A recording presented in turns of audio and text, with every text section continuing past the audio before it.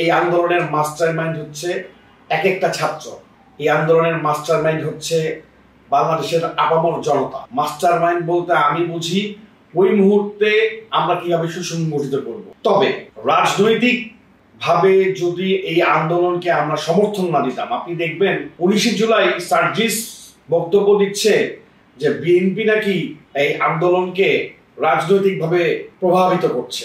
তারা বলছে যে তারা সরকার পতন চায় না, তারা চায় তাদের দাবি আদায়। তো পরবর্তীতে তারা যখন ডিবি অফিসে গেল, তাদেরকে যখন ধরে নিয়ে গেল ভাতের হোটেলে, হারুন কিন্তু তখন 6 দিন তাদেরকে রেখে অত্যাচার করে তাদেরকে কিন্তু আন্দোলন থেকে সরিয়ে ফেলার জন্য স্টেটমেন্ট করেছে, যেটা বাংলাদেশ মিডিয়া জানে। তবে ছাত্রদের যে আরেকটা অংশ ছিল, তারা বলেছিল যে আমরা কিন্তু কম্প্রোমাইজ করছি না।